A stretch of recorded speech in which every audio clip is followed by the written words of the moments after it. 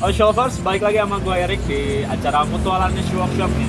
Beberapa hari lalu di konten Instagram kita sempat ngebahas beberapa sepatu running. Ya, mungkin kalian juga sempat mantauin ide kita. Nah, kali ini gue nggak sendirian, gue bakalan ngobrol bareng sama running enthusiast namanya Kak Edwin Sucipto. Halo. Apa kabar, Kak Edwin? Baik. Oke.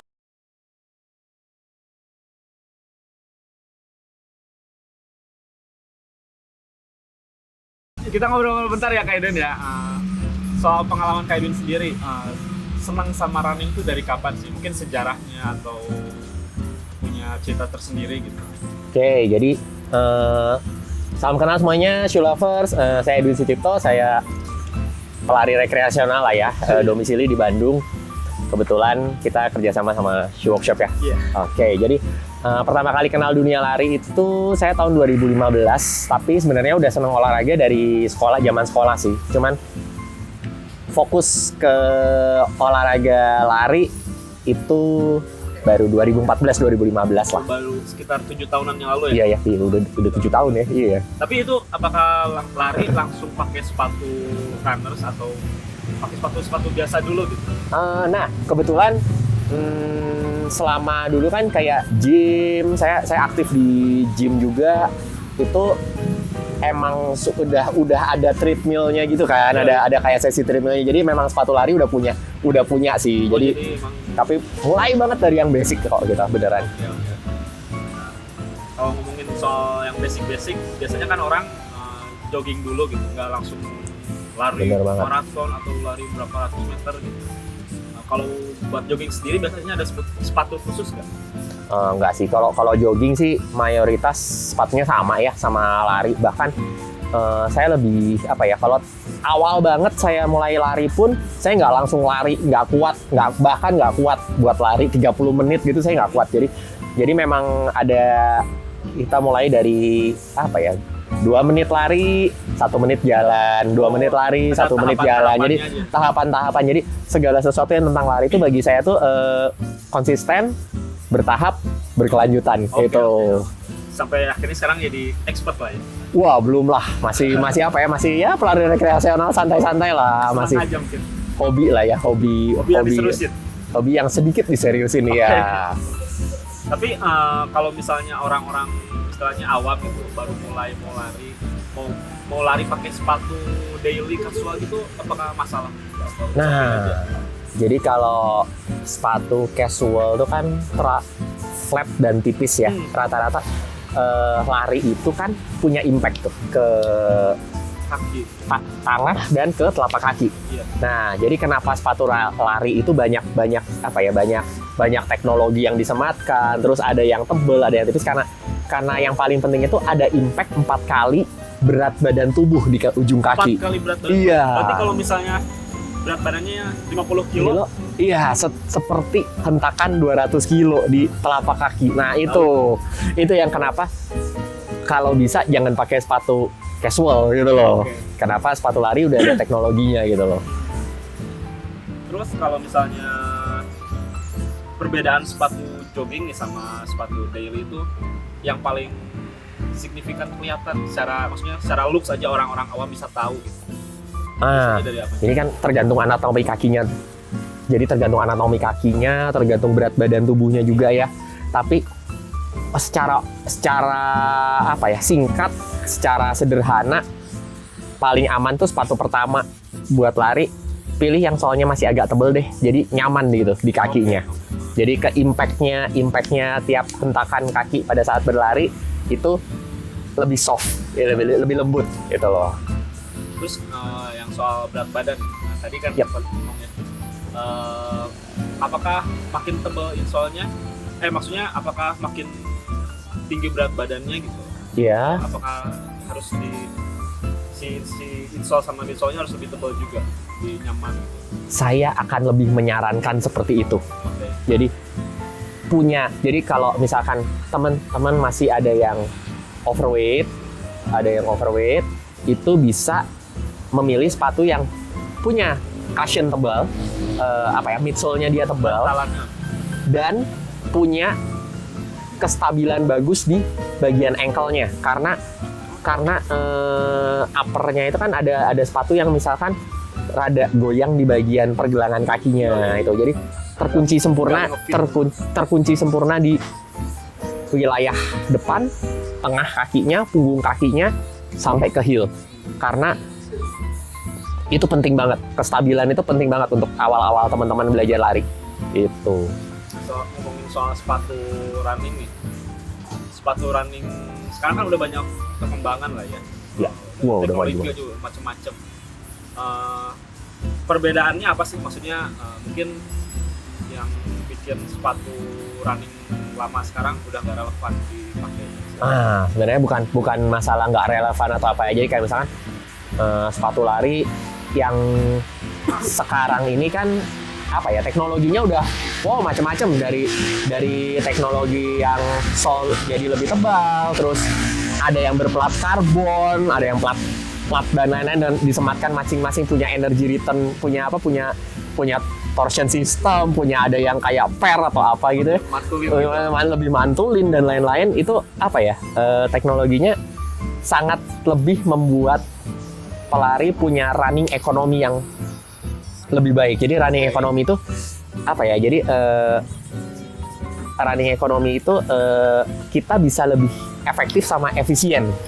Itu dalam teknik berlarinya kita itu loh. Saya kira emang cara lari orang dulu sama sekarang beda gitu. Cara larinya sama, cuman perkembangan teknologi ya. Jadi yang kita nggak habis pikir kalau sampai para pelari dulu dikasih sepatu yang kayak sekarang nih, bisa sekenceng apa gitu loh. Jadi timingnya juga kan dulu kita bicara maraton 10 km kayaknya barriernya bukan 1 jam gitu, mungkin di tahun 70-an. Begitu sekarang tahun 2020 ini yang nyobain jogging aja 1 jam kayaknya udah banyak gitu teman-teman lari. Apalagi lagi hype kan olahraga. Iya, apalagi ya lari terkenal dengan olahraga sederhana kan, kita tinggal keluar lari bisa asal niat kemauannya ada gitu. Nah, ngomongin soal isu sepatu lari nih, katanya ada beberapa jenis sepatu lari yang emang nggak bisa langsung kerasa enak pas cobaan pertama, kayak mungkin sepatu maraton atau gimana gitu. Iya. Sepatu khusus. Jadi mayoritas sepatu itu kan dibikin dari pabrik, terus terutama di midsole, upper itu kan saya selalu punya kayak apa? Upper tuh dibikin begini, terus begitu kita masukin kaki kita, itu butuh tuh adaptasi buat material upper itu buat stretch, buat ngefit ke kaki kita gitu kan. Jadi cara penalian tali sepatunya kita juga beda-beda atau apa gitu. Jadi bentuk kakinya kita beda, ada yang lebar di depan atau punggung kakinya tinggi atau apa, itu kan banyak temen yang apa ya masih kayak wah sepatu ini gue nggak cocok karena punggung kaki gue terlalu ngepres gitu misalkan. Nah ternyata hal itu kan bisa diatasi sama tipe laces yang misalkan diloncat satu di bagian yang dia kerasa sakit. Jadi jangan langsung mentang-mentang itu dipakai baru hari pertama, hari kedua terus langsung wah ini sepatu nggak cocok buat gue. Itu loh. Itu harus adaptasiin dulu lah. Setiap sepatu punya, bahkan kalau coach saya bilang, saya kan lari masih terprogrammable sama coach. Jadi coach saya bilang tuh kalau kita apalagi mau latihan maraton, minimal itu sepatunya pada saat hari H maraton itu mungkin udah 1 bulan dipakai, atau bahkan udah sekitar secara kilometer mungkin udah sekitar 100 km. Itu. Jadi orang juga udah adaptasi banget. Iya, udah adaptasi. Karena rawan banget kalau kita pakai di hari H langsung sepatu yang baru. Kita nggak tahu. Pertama kita nggak tahu karakternya, terus bahkan apa ya, belum ngebentuk kakinya kita, terus insole-nya belum enak banget buat kita. Itu mungkin bisa rawan blister atau cedera. Bisa iya. Terus iya. Moodnya cuma buat gaya doang nih, sepatu gua baru di start line terus selesai baru setengah jalan terus jadi sakit kan nggak lucu juga. Iya. Oh ini mau nanyain pendapat soal dari Kak Edwin juga nih soal sepatu running yang isunya sepatu running modern ya. Iya. Katanya bagus-bagus, enak-enak, tapi gampang rusak di bagian upper. Apalagi banyak orang yang sekarang masih milih pakai mungkin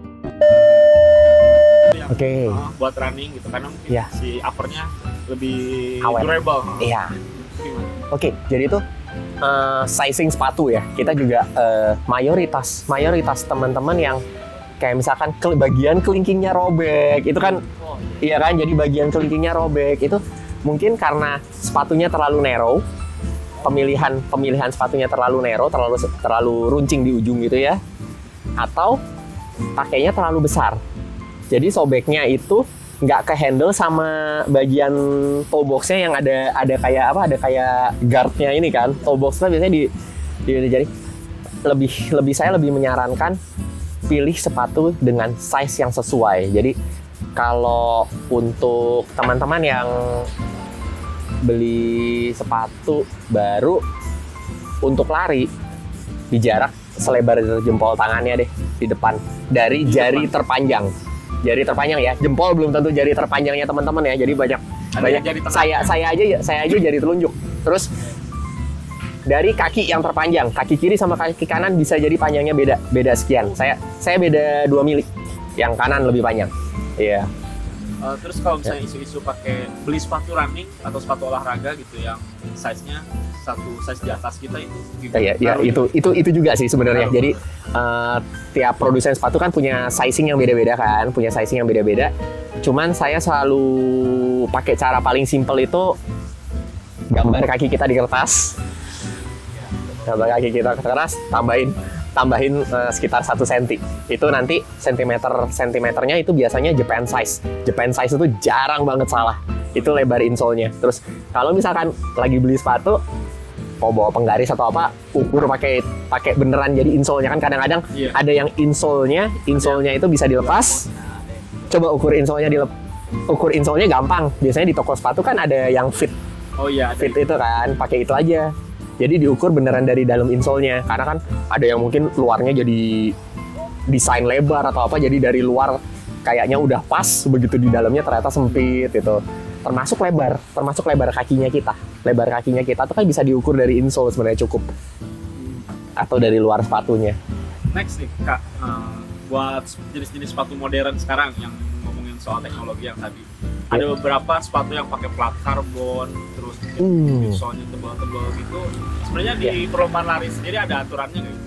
Jelas ada. Jadi kalau teman-teman bisa search di Google juga ya, karena saya juga selalu search kayak begitu-begitu kayak learning by googling, bener ya. Jadi di Google base aturan untuk lari itu kan ada di World Athletics, dulu IAAF, sekarang International Athletic Federation ya dulu tuh.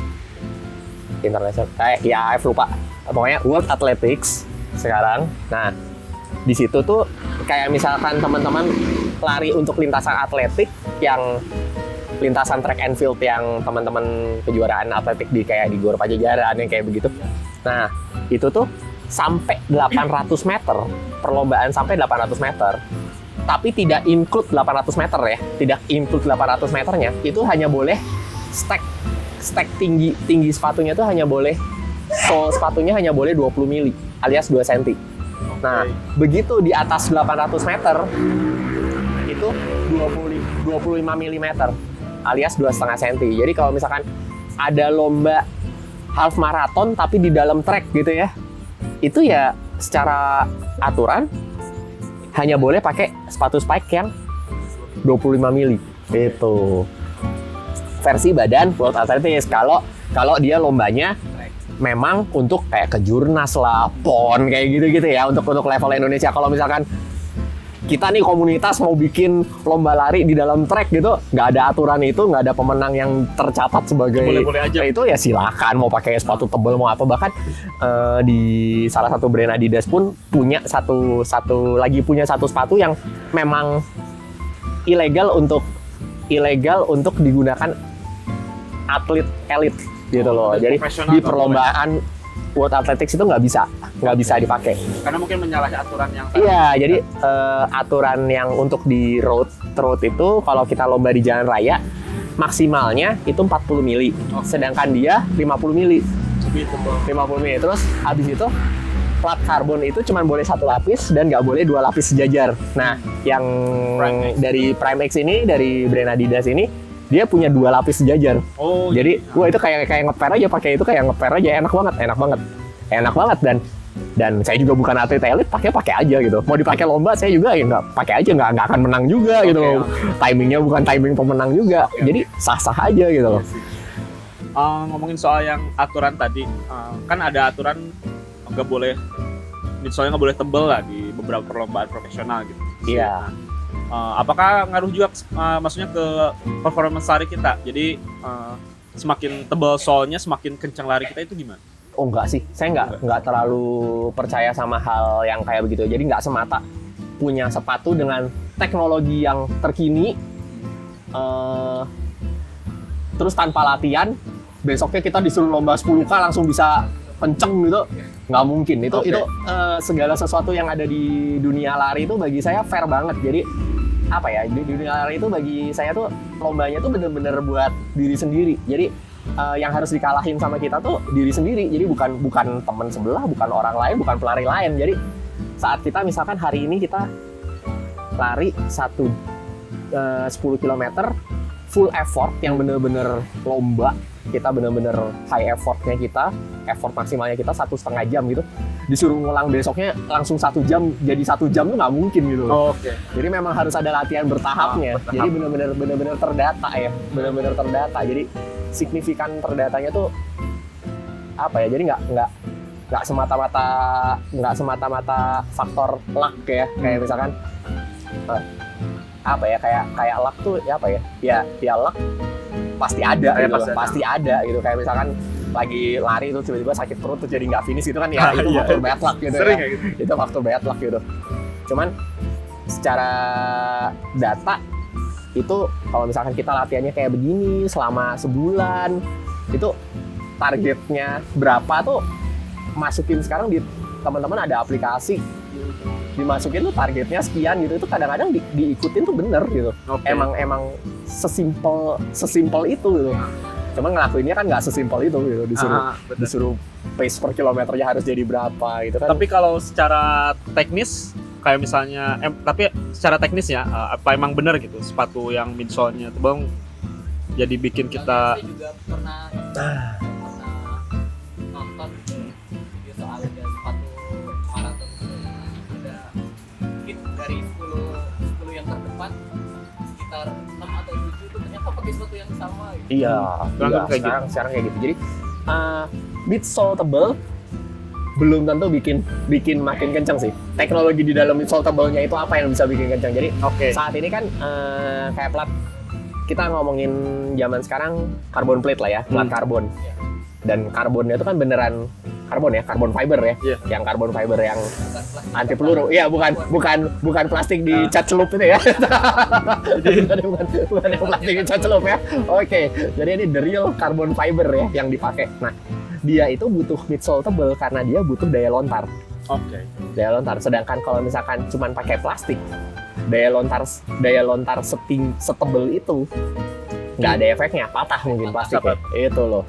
Daya kelontarannya malah memang dia butuh. Bikin lambat mungkin gini. Iya, jadi kalau cuman asal midsole tebel bikin 50 cm itu, ya wedges-nya cewek 55 cm, 50 cm lagi, 50 mili tadi maksudnya. Jadi 5 cm nggak bisa dipakai lari juga kan gitu.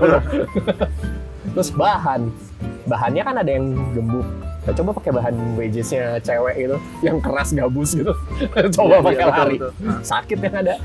Kalau misalnya ngomongin soal apa ya, mungkin bisa disebut efek samping gitu ya dari lari, kayak cedera gitu. Ya, yang paling sering biasanya pelari itu apa? Nah, jadi gini, di dunia olahraga itu ada bahasa dari fisioterapis, cedera itu hanya bisa diminimalisir, bukan dihindari. Iya. Jadi cedera itu bisa diminimalisasi itu pakai latihan yang benar, ada latihan tekniknya. Terus kalau secara lengkap, lari nggak sekedar cuman lari, tetap harus ada strength trainingnya, tetap harus ada latihan flexibility-nya, tetap harus ada latihan stability juga, dan mobilitas itu untuk sendi. Jadi kalau mobilitas untuk sendi, stabilitas untuk otot juga, sendi dan otot ya. Jadi kayak misalkan ankle, terus sendi putar yang hips, terus core-nya kita, otot rangkanya kita. Dan kalau fleksibilitas itu untuk panjang pendek otot. Oke. Itu satu kesatuan, dan biasanya kalau dilatih secara keseluruhan pasti form larinya tuh akan membaik dengan sendirinya gitu. Terus kalau misalnya di pelari sendiri nih, biar show lovers juga pada tahu yang mau mulai lari gitu, biasanya apa aja cedera yang paling sering dialami pelari sih? Jangan ngomongin cederanya dulu lah Atau ya. mungkin solusinya. Ya keburu takut ya, keburu takut. Jadi buat teman-teman shoe lover yang mau mulai lari, mulailah lari dengan bertahap. Jadi kalau misalkan cara saya dulu 2 menit lari, 1 menit jalan, dari situ dulu.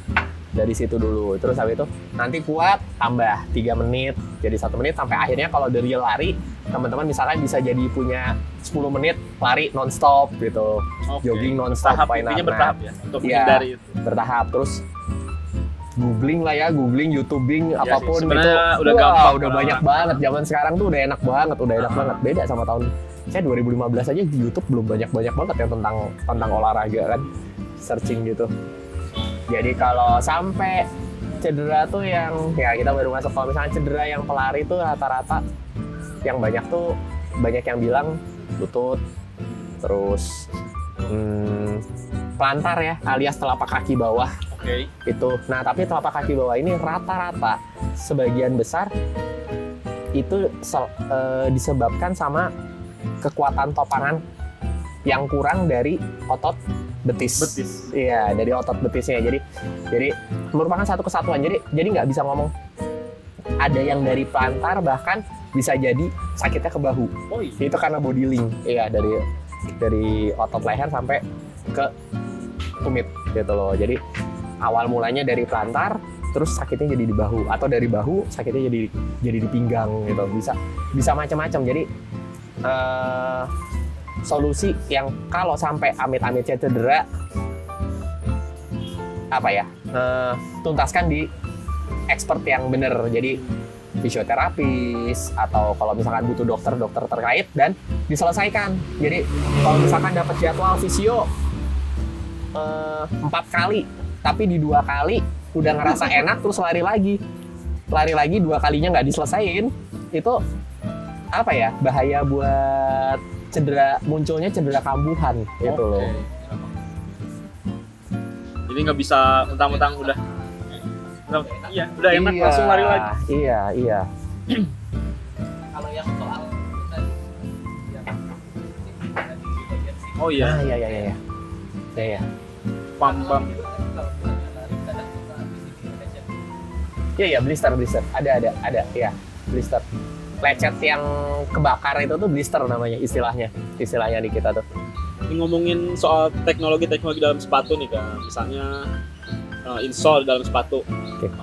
Kan ada beberapa orang yang punya bentuk kaki beda gitu, kayak yang flat foot atau misalnya yang lengkungannya dalam lebih tinggi gitu. Ya. Apakah di sepatu-sepatu itu ada teknologi khusus gitu atau gimana? Oke, kalau pemilihan sih rata-rata kebanyakan sepatu lari produsen sekarang pasti dibikin untuk netral ya. Mayoritas tuh netral. Jadi ada beberapa yang sepatu kan kayak misalnya kita balik lagi dulu ke anatomi kakinya kita. Jadi anatomi kaki itu kan ada netral, terus overpronation, atau kalau overpronation tuh berarti biasanya sisi dalam sepatunya tuh yang habis duluan. Nah, kalau yang sisi luarnya itu biasanya disebutnya suspension. Nah, yang bisa diminimalisir itu paling supaya tidak over banget pronationnya atau over banget suspensionnya. Jadi nggak akan bisa jadi normal banget, itu rata-rata nggak, karena apa ya, itu udah anatominya gitu. Jadi nggak ada yang salah sama hal itu. Hanya dengan nanti teman-teman shoe lover latihan teknik yang lebih baik, latihan strength training gitu, akan bisa diminimalisasi, dan itu akan apa ya, asal konsisten berubah sendiri kok itu sebenarnya. Saya juga bukan orang yang latihan yang gimana, yang wah pokoknya terkonsentrasi latihannya. Jujur saya dulu awal mulanya itu sedikit over suspension malah. Di sini. Iya, jadi sepatu-sepatu saya tahun 2015 tuh banyak habis di sisi luar. Dan entah kenapa tiba-tiba nggak ada bayangan ya saya latihan seperti biasa, pola latihan ada strength training, ada semuanya. Tiba-tiba kaki saya jadi kayak seperti normal gitu loh. Jadi Nyesuaiin sendiri ya mungkin. dan itu nggak setahun 2 tahun, mungkin baru kerasa normalnya tuh baru 2019 2020, jadi 4 tahun mungkin Sekitaran gitu loh. segitu.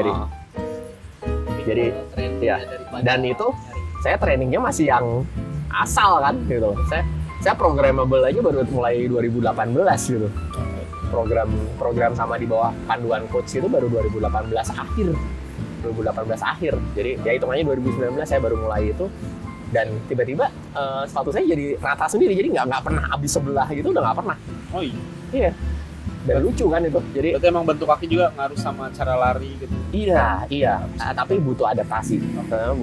Terus kalau misalkan teman-teman shoe lover yang flat fit itu, nah kalau flat fit itu kakinya kasih air terus injek kertas biar kelihatan bentuk kakinya normal, atau high arch. Kalau high arch tuh biasanya jadinya tengahnya bolong gitu kan. Ya kalau flat fit telapak-telapaknya kelihatan gitu loh di cetakan airnya itu. Nah itu banyak banget, jadi di insole-nya, jadi nggak melulu harus cari sepatu yang cocok dulu, tapi kita bisa cari solusi. Mungkin insole-nya ada yang kayak dikasih kayak polisi tidur gitu loh. Jadi jadi kita dikasih apa, bantalan, atau kalau nggak kaos kakinya juga, atau di kakinya kayak didekerin gitu sama yang untuk teman-teman yang flat fit. Tapi di luar medis ya, alangkah lebih baiknya kalau terkonsultasi sama fisioterapis atau dokter ya. Itu. Lah, ya. Iya. Karena ada loh yang sebelahnya flat fit, sebelahnya enggak. Oh iya. Ada yang kayak begitu. Oh, gitu. Gimana dia? Saya itu yang suspension cuman yang kanan dulu. Oh, yang kiri Yang kiri normal. enggak, normal. Oh. Normal. Jadi sepatu tuh yang rata kiri, yang sebelah kanan habis di bagian luar. Jadi tiap orang unik. Oke. Tiap orang unik. Jadi ya itu anatomi kaki beda-beda ya. Beda-beda. Terus kalau misalkan butuh yang lebih khusus untuk secara sepatu, ya cari stability shoes ya. Jadi ada beberapa yang mungkin kalau search di review atau di Google atau apa, stability shoes. Jadi ada beberapa macam. Itu mungkin boleh dicoba. Saya mau tanya tuh, Ya. kan sepatu, kalau saya lihat blognya di YouTube tuh, lari kayak punya beberapa sepatu. Misalnya dia Ya. pakai sepatu yang Ya. ini buat recovery, pakai sepatu yang ini. Benar. Beda-beda tipenya. Benar-benar. Jadi itu ada istilahnya kita one shoes for all. Ya. Satu sepatu yang dipakai buat semua. Saya akan lebih menyarankan teman-teman yang baru mulai belajar lari, teman-teman shoe lover yang baru awal suka lari, one shoes for all aja udah nggak apa-apa. It's okay.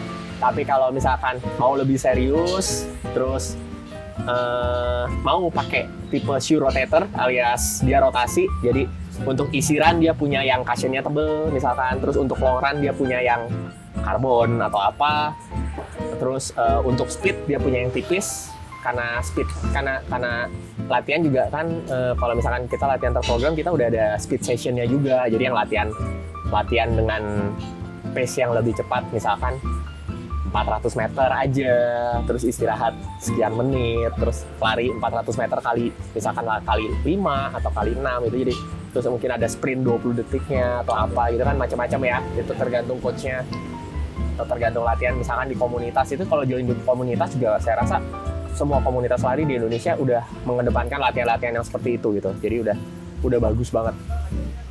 Nah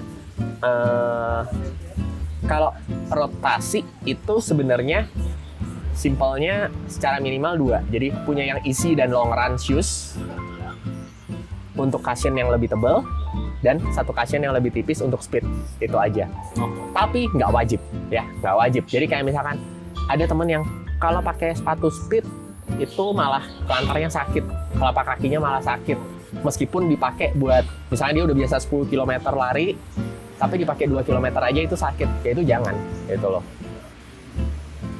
Tapi bukan berarti baru dipakai 2 hari terus langsung Langsung ngomong. dipakai. Iya, Iya, itu juga.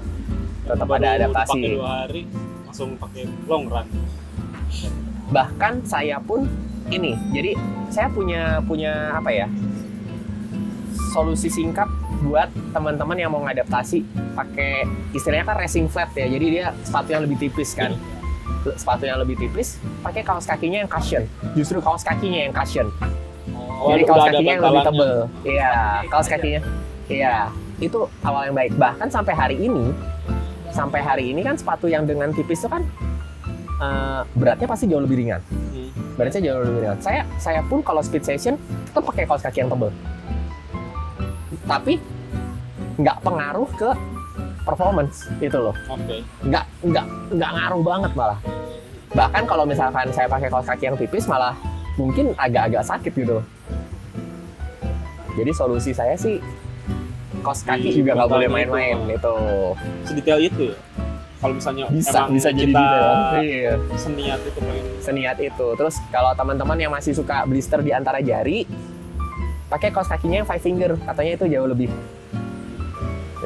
Kalau enggak, lecet gitu. ya kalau enggak mau nggak mau kasih ya kayak Vaseline atau kita ada produk yang anti blister, anti shaving gitu ada. Mulai dulu pakai yang apa tadi? Tapi mulailah dengan sederhana. Kalau mau lari, mau mulai lari, saya kayaknya suka nih olahraga lari. Yang harus dilakukan besok adalah keluar dan berlari, bukan milih sepatu dan lain-lain. Dan banyak Itu- mikir ya. Itu yang ada jadinya nggak jadi biasanya. Yang kelihatan pro. Iya. Milih ini. Iya. Akhirnya nggak jadi. Karena uangnya belum ada bilang. Kan kadang mood juga kalau pakai Iya, Oh, iya. Dapet. Ini sebelum penutupan nih Kak Edwin, ada pesan nggak? Pesan khusus gitu buat shoe lovers yang pengen mulai lari gitu buat awam. Oke. Apakah ada Hmm, sepatu khusus atau yang lainnya gitu? jadi kalau mau lari itu olahraga yang sederhana. Jadi selalu ingat di basicnya itu. Lari adalah olahraga yang paling sederhana, mungkin paling sederhana. Nggak butuh alat-alat tambahan. Jadi teman-teman bawa botol minum pun cukup gitu. Oke.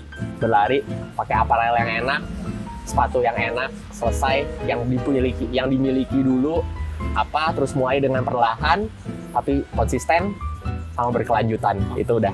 Yang penting mau aja dulu buat Sama keluar. kemauannya dulu, iya niatnya dulu. Segitu aja bintang-bintang kita bareng salah satu runner entusias kita nih, Kak Edwin Sucipto. Makasih banyak Kak Edwin. Thank you. Oke. Buat shoe lovers yang masih penasaran dan mungkin punya pertanyaan-pertanyaan yang belum terjawab di segmen tadi, boleh tulis di kolom komentar. Gua Erik dan Kak Edwin pamit undur diri, sampai jumpa di segmen mutualan selanjutnya.